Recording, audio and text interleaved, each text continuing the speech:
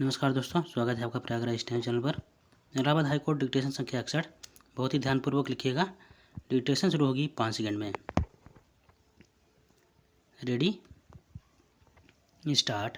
माननीय सदस्यगण अपने गणराज्य के तीसरे संसद अधिवेशन के उद्घाटन के अवसर पर संसद के सदस्यों के रूप में आपका स्वागत करते हुए मुझे बहुत खुशी हो रही है। पूर्ण विराम।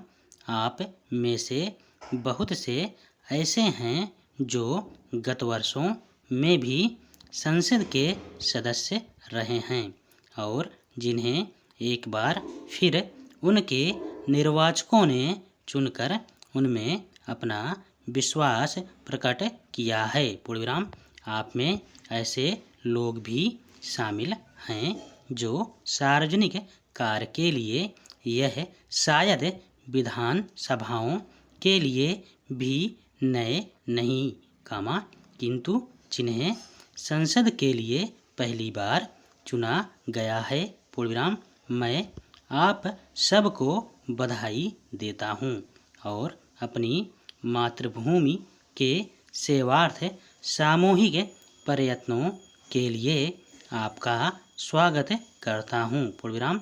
संसद की सदस्यता की अवधि में आप में से प्रत्येक को संसद के अंदर अथवा अपने अपने चुनाव क्षेत्रों में अपने देश की सेवा के रचनात्मक कार्य के लिए अनिवार्य रूप से लगातार अनेक और व्यापक अवसर मिलेंगे। पूर्ण विराम। राष्ट्र निर्माण के कार्य की दिन प्रतिदिन की और अंतिम जिम्मेदारी संसद की है। पूर्ण विराम। इस कार्य के लिए आपकी पूर्ण विचार शक्ति विश्लेषण रचनात्मक आलोचना सावधानी और समर्पण की क्षमता अपेक्षित है। पूर्ण विराम। करीब 1 महीना हुआ मैंने दूसरी संसद के अंतिम सत्र के सम्मुख अभिभाषण दिया और उनसे विदा ली थी। पूर्ण विराम। राष्ट्रीय जीवन में हमारे प्रयत्नों के फलस्वरूप विभिन्न क्षेत्रों में जो उन्नति हो रही है उसका मैंने उस समय संक्षेप में ब्यौरा दिया था। पूर्ण विराम। पैरा। महोदय राज्य में इस समय चुनाव हो रहे हैं और आशा है यथाशीघ्र साधारण वैधानिक प्रणाली से प्रशासन कार्य फिर से चालू हो सकेगा। पूर्ण विराम। आपको चतुर्थ संविधान संशोधन विधेयक पर विचार करना होगा। पूर्ण विराम। आर्थिक तथा सामाजिक उन्नति के लिए और संविधान में दिए गए आदेशों को कार्यान्वित करने के लिए यह संशोधन आवश्यक हो गया है। पूर्ण विराम। 1955-56 का भारत सरकार की अनुमानित आय और व्यय संबंधी विवरण आपके सामने रखा जाएगा। पूर्ण विराम। लोकसभा के पिछले सत्र के बाद एक अध्यादेश जारी करना आवश्यक हो गया। पूर्ण विराम।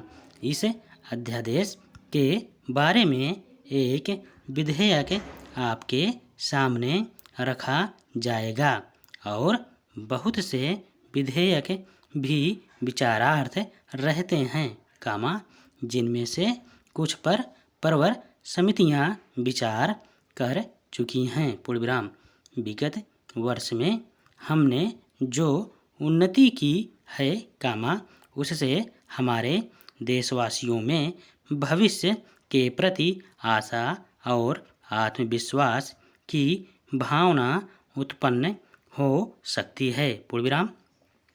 भावी निर्माण का यही दृढ़ आधार है। पूर्ण विराम।